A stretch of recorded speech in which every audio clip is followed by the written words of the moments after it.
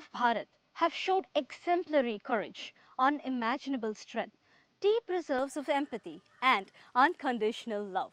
These and many more qualities make them a very unique species. Yet, modern women of Bharat are not void of self-doubts, anxiety, need for peace and solace.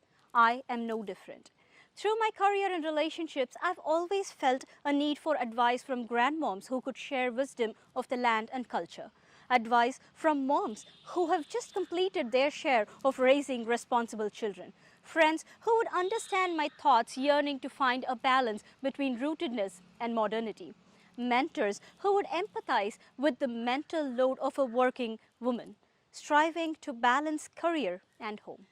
I've been very blessed to have many mentors in my life who helped me sway through the negative emotions within me and rise stronger to connect with a deeper purpose in life. I felt it is only appropriate to record some of these mentorship conversations and take it to many more women like myself. Welcome to Womentorship, a special series from Gurucool Fun aimed at helping modern women of Bharat navigate today's world with the timeless wisdom of the ages. Today, we have with us a very smart and accomplished woman. She is a chartered accountant by education. She aced that with a gold medal, yet chose to follow her passion to take ancient Indic wisdom to the next generation through the art form of Harikatha. A doting daughter-in-law, a busy performing artist, a super mom to her teenager, a supportive wife to her husband, dedicated student to her gurus, an inspiring teacher to her disciples, and a motherly mentor to many women like myself. I'm very happy to welcome Smt.Vishakha Hari to our show. Her stories about women from the past are sure to inspire us and give us a fresh perspective of life.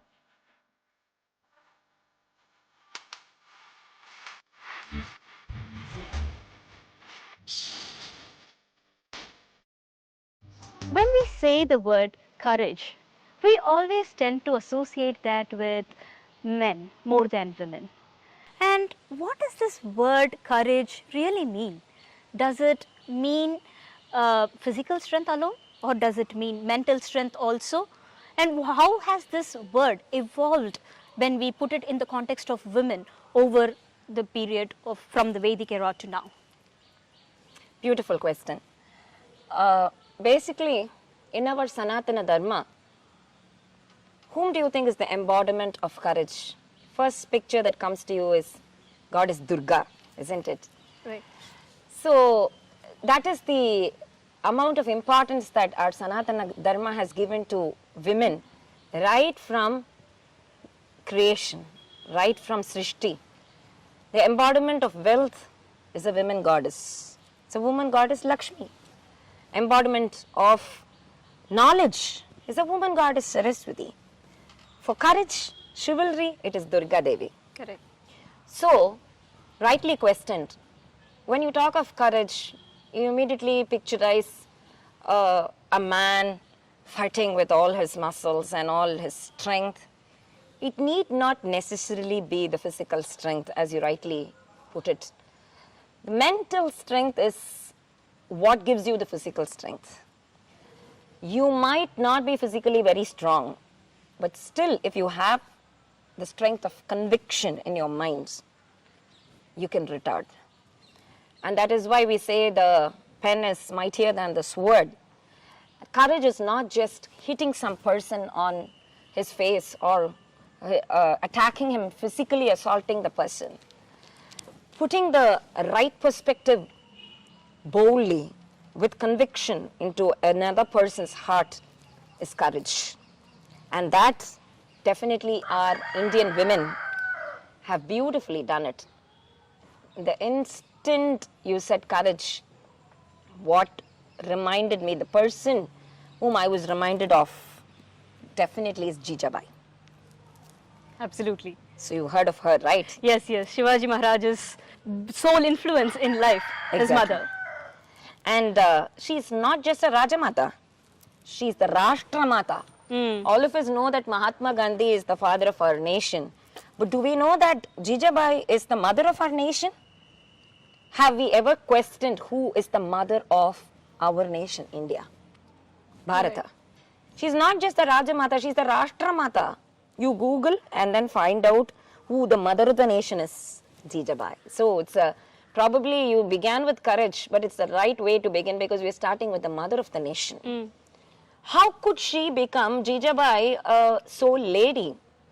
In fact, she went against her father, Jadav Rao. Jadav, see the words are Jadav, Yadav, Ja and Ya has Abeda. Jadavs are Yadavas, the race, Jadav Ravs, all belong to the Yadava race. She was the daughter of Jadav Rao. She married Shahaji Raja Bhosle, as you know. But then, when Shahaji's sole aim was Swarajya, and her father chose to support the Mughals so that he could protect his own kingdom, his own wealth. At the time she was pregnant with Shivaji in her womb. She refused to go to her father's place. Her father, Jadav Rao, called her, "No, mother, you are pregnant and it is our duty to protect you here. This is your Parandam. You have to come here." She bluntly said, "No, when you choose to sell your motherland, why won't you choose to sell your mother or your daughter too?" So I'm not coming there. And she raised Shivaji single-handedly. She gave birth to Shivaji at Shivneri Fort. At that time, they had no manpower or women power, no wealth, no support. But the founder of the Maratha Empire, person who chased all the invaders, foreign invaders out of our Bharata, Chhatrapati Shivaji Raja was solely mentored, or according to you, womentored by Jijabai. Absolutely. How much of courage should she have possessed to mentor him in the right way? So, today, in today's context, when we say the word courage for women especially, there is another word that comes there, which is rebel. Like you rightly pointed out, when Jijabai refused to go to her father's place, it was courage, as you rightly mentioned, because it was for a higher goal, for a higher intention. There was a strong reasoning behind it. Whereas today, we do see women confusing courage with rebelling attitude. How do you draw the distinction between the two? Perfect question, Charanya. But unconsciously, you gave the answer yourself. When you said Jijabai refused to go to her father's place, she had a higher cause, higher goal. That is the crux. That is the point. When you rebel for a good cause, that is courage. The cause should be a noble cause, serving the larger society, bringing welfare to the whole society around you. Then that is courage. But when you do something just for the sake of doing it, you just want to have cheap publicity. Most rebels do, sometimes rebels do that for probably professing themselves as rebels, or probably trying to say no to everything which is said yes, or yes to something which is said no. So rebelling just for the purpose of rebelling has no purpose. That's almost attention seeking. Attention seekers, exactly. Like very childish, no? So children do that. They rebel. When I say, you can take a banana, no, I want a mango. When I give a mango, no, I want a banana. Because they are attention seekers. They want something else. They have something else in their minds going on. Courage is something when you are getting out of that comfort zone for a higher cause, for a higher noble cause. Yeah, it's very beautifully said. As women, they're always looked upon as this person or the species who have to sacrifice more. But what I'm hearing from you is slightly different, that it's not about sacrifice, it's about thinking beyond yourself, your family, and beyond. I'm hearing it and perceiving it from your answer that women are capable. They are much more capable, and they're capable of doing this. And that's what forms a great society, is what I'm hearing. Beautiful. Is that right? Very, very capable. Very, very capable. That is why my guru, Shri Anna, wrote a book, Sati Vijayam, the Digvijaya, the victory of more than 100 women of all janas, right from goddesses, devatastris, brahmavadinis, and epics and Puranas, and then historical queens. He covered almost 100 for just a sample. Of course, there are more than 100 to show how capable women are, even as very acute administrators, politicians. We have had the earliest queens in our Sanatana Dharma, earliest queens ruling the entire kingdom. So, ruling the entire region, and not only as queens and administrators, but into the Upanishads and the Vedics as Vedic seers. They perceive mantras. They've been scientists. The point is, we need to get back to our roots today and understand that Bharata Desha, India, has been one of the earliest nations, wise to say one of the earliest nation to recognize women as greatest sadhakas, greatest achievers. But they've always been modest and humble, not to present themselves higher than the cause. Right. And that goes for men and women. In fact, one thing that I've realized reading a lot of scriptures and texts is that people don't sign and say it is theirs. A lot of times we don't even know who wrote it because they don't want to take credit to it. It's more about conveying what they feel and the philosophy behind it. So for me, that is a very fascinating fact that I learned. So it's so amazing. That brings me to the next question. We spoke about a great mother, Jijabai. Motherhood is not an easy task, and all mothers would vouch for that.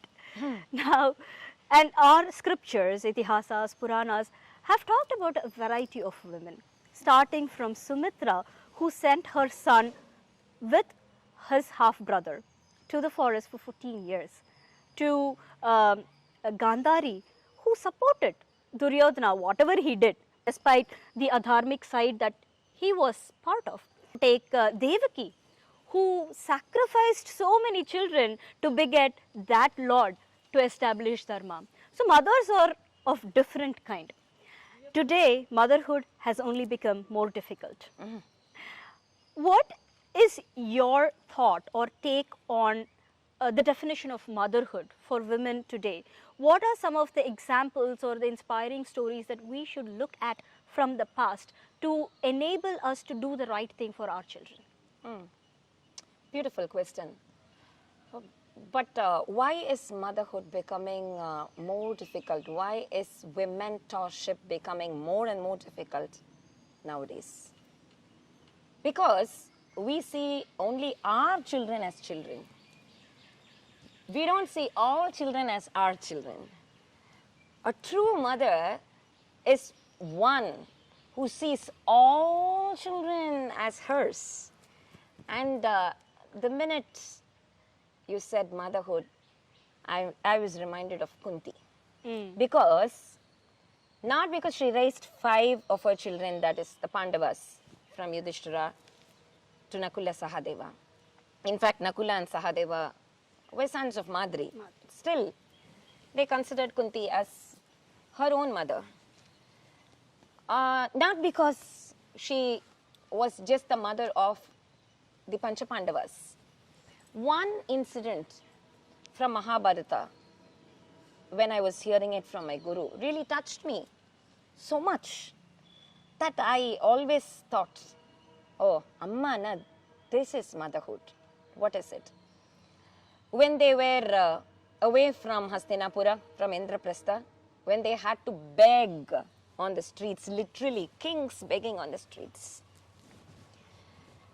When they had to leave to Ekachakra, they were in disguise, Ekachakrapuram. Even today they say it is in West Bengal. Ekachakrapuram, there was this Rakshasa, Asura, Bhakasura, everybody knows about Bhakasura. He was eating even humans. He used to barge into the village and eat men and women and children and ransack everything. So the village people came to a conclusion that they would themselves send a cart full, a load full of eatables along with one person from each family in rounds.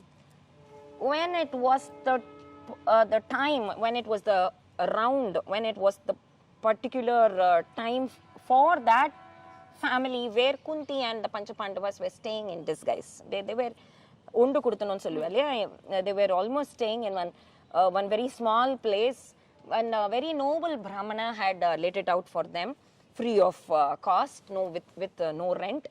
It was their turn, and the whole family was discussing whom to send, whether the son or the father says, no, I will go. The mother says, no, I will go. The son says, no, both of you are, I have to take care of my parents. So he says, I have to take care of my parents. Today they will say, definitely you go. Instead of the old age home, I'll send you to Bakasura's mouths. Less cost for me. So, so they were fighting, and then Kunti barges in and she asks, what is the fight about? I've never seen you all fighting. It's not about a fight.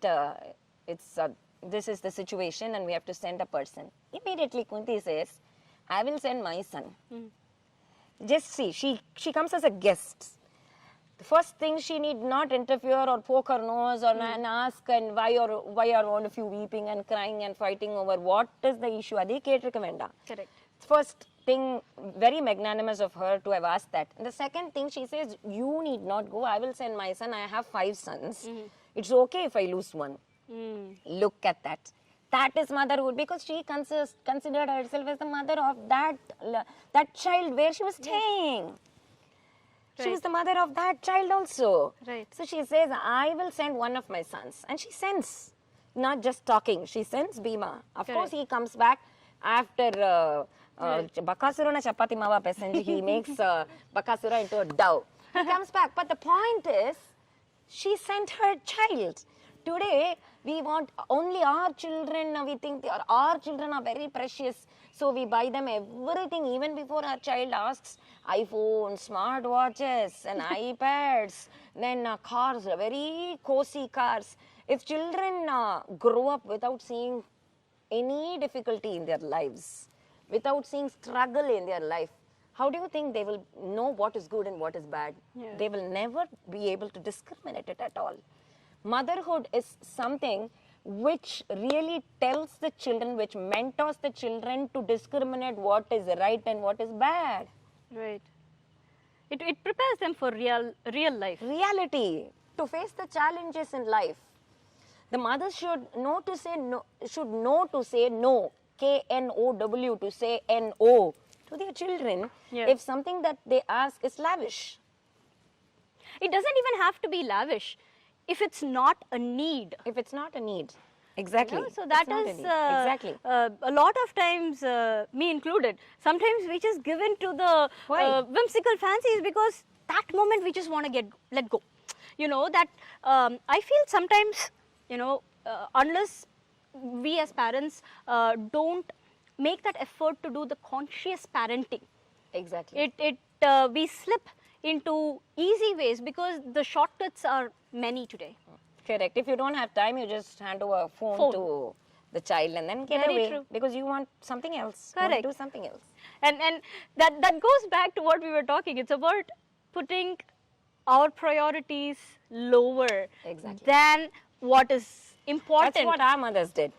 Exactly. Our mothers were all very well educated. Absolutely. But they sacrificed a lot. My mother, she was a postgraduate in chemistry, MSc chemistry. Wow. Organic chemistry. She was a professor in the same Trichy College, SRC Sita Lakshmi Ramaswamy College. And even after that, but still, when she had children, you need to prioritize. I'm not saying all of us have to give up all our dreams or sacrifice everything. It's not possible, and of course, that's not going to give us satisfaction also. Correct. Why am I here? Why are you here? We have our own higher goals and noble purposes. But we need to equally consider that our children are our investments. We need to bring them like another Chhatrapati Shivaji, if not Chhatrapati Shivaji, at least as noble citizens, if not as Chhatrapatis, as noble citizens of our country.